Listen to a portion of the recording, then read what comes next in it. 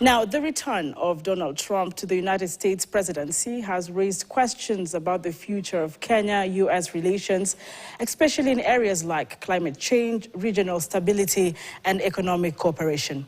For President William Ruto, who had invested in strengthening ties with former President Joe Biden, the political shift could force a reassessment of Kenya's foreign policy and global partnerships. Here's Grace Nganga with this report.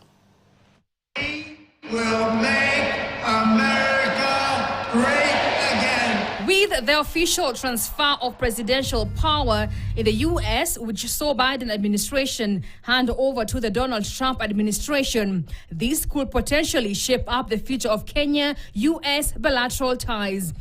The style might change a little. It may be a little more blunt, a little more abrasive. But fundamentally, it's going to be the same things. It's about trade. Under President Biden's administration, Kenya enjoyed a flourishing partnership with the U.S., culminating in a historic state visit by President Ruto, the first by a Kenyan leader to the U.S. in 2 decades. The visit resulted in multi-billion-dollar agreements focusing on economic investments and security cooperation. But will Trump administration honor these agreements? Such agreements will usually be binding. They are to be seen within the docket of residual issues.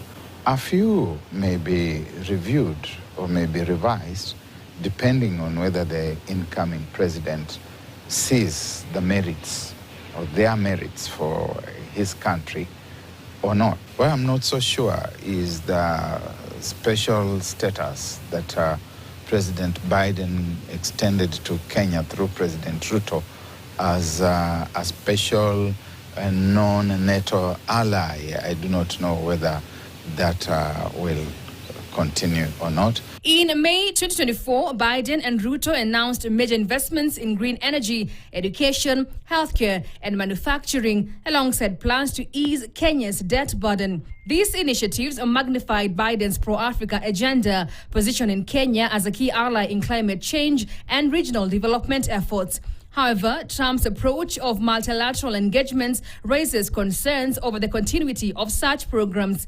His policy of placing America first has often involved rubbishing some of those parts, like parts on environment, on climate change, on clean fuels and energy.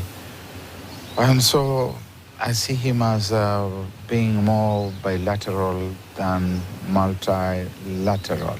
Kenya's strategic role in counter-terrorism, particularly in the Horn of Africa, has historically drawn significant U.S. support, including programs like PEPFAR and counter-terrorism funding. But Trump's track record suggests a potential scaling back of these efforts.